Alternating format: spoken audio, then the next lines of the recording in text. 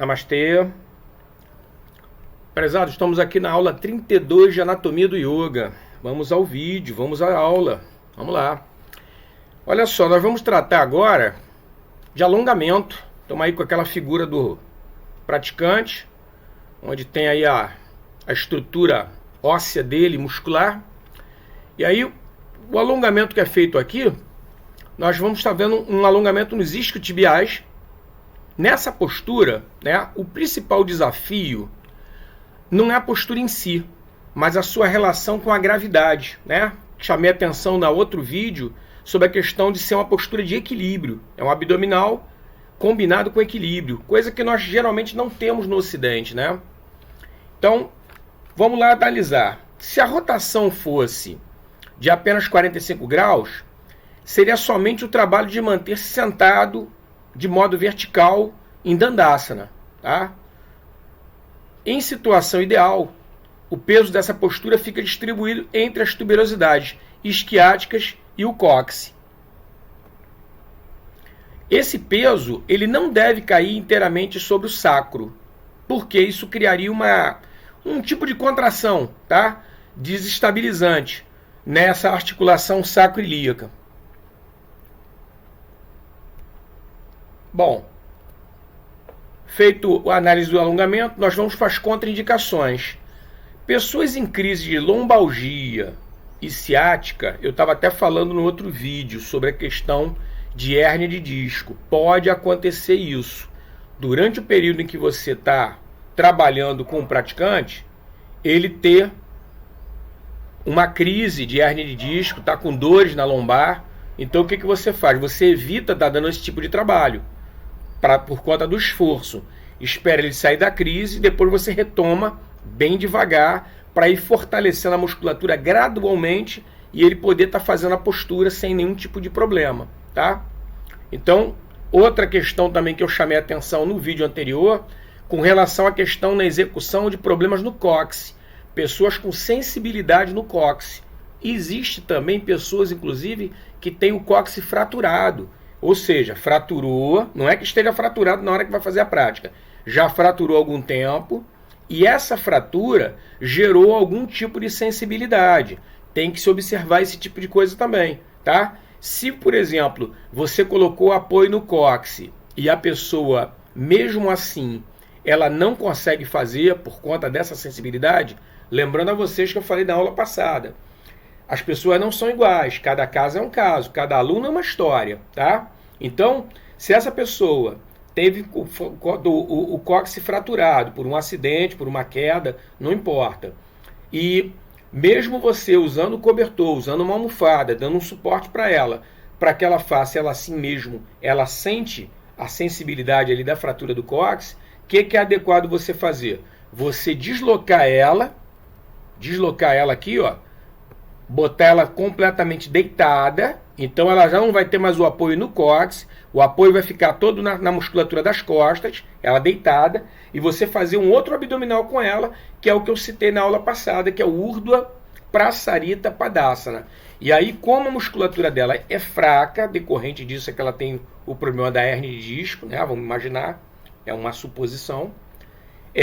Você trabalha com a perna em 90 graus, a perna tem que estar totalmente vertical. Essa perna ela vai vir para cá, para essa posição aqui vertical. O tronco totalmente apoiado no chão, né?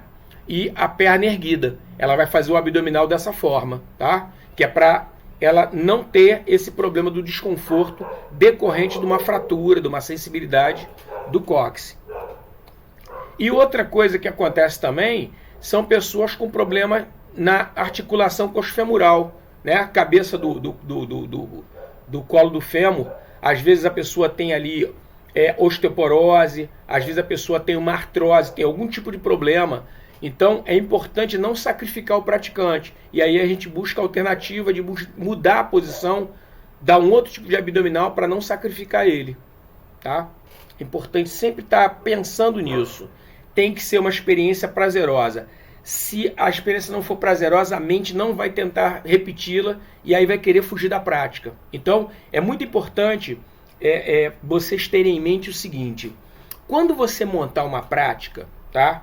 você já pensa nas possíveis patologias que podem acontecer. Lógico, gente, não precisa se desesperar. Pô, Alexandre, caraca, não. As principais patologias é uma hérnia de disco, é uma hipertensão, é um problema na cervical. Então o que você faz? Se você bota uma postura e que aquela postura ali tem uma contraindicação, dentro do próprio processo de estudo da postura você vai identificando, isso aqui eu vi numa literatura que tem um problema aqui, eu vou falar com o Alexandre e perguntar a ele se é exatamente isso.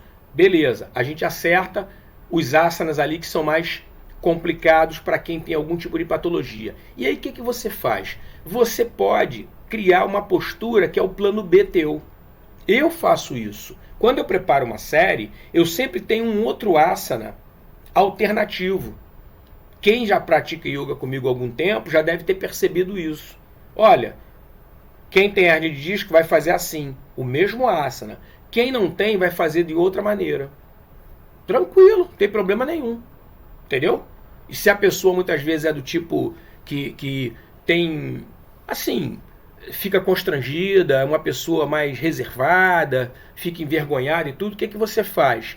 Para não expô-la, você chega perto da pessoa e fala assim, fulano, vamos fazer dessa maneira assim, que é melhor para você. É uma coisa particular entre você e o aluno. Ninguém precisa saber. Porque às vezes o falar alto, falar diante de outras pessoas termina constrangendo, e aí isso não é bom, porque o aluno, ele desconfia da confiança que ele pode depositar em você. Isso não é bom. O tempo todo nós vamos trabalhar com isso, com essa relação de confiança, tá? Isso é muito importante. O aluno confia em você, ele vem e ele confidencia uma coisa para você que é importante em termos de informação para você ajudá-lo.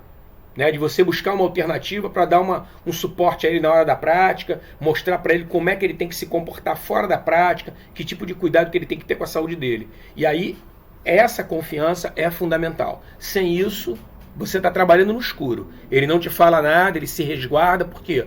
Porque você, sem querer, não foi intencional, mas você terminou expondo uma fragilidade, uma vergonha, entendeu? Então tem que ter esse tipo de cuidado. Você percebeu que o aluno, a aluna fala baixinho, é tímida, é meio envergonhada, tem dificuldade de falar, ou então ela fica aguardando para poder as pessoas saírem para poder vir falar alguma coisa com você, você fica de olho nessa pessoa. Por quê? Porque é uma pessoa que tem dificuldade para estar se expondo. Ela não gosta de se expor.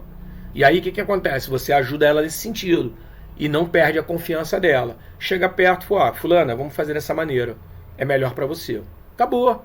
Se ela perguntar, mas por quê? Tudo bem, você explica. Baixo, num tom que ela escute, sem que os outros praticantes estejam ouvindo e sabendo da fragilidade dela. Isso é muito importante, tá ok? Então, chegamos aqui ao resumo, vimos o alongamento e as contraindicações. No próximo vídeo, nós vamos estar dando prosseguimento na análise das posturas. Namastê, Hariom.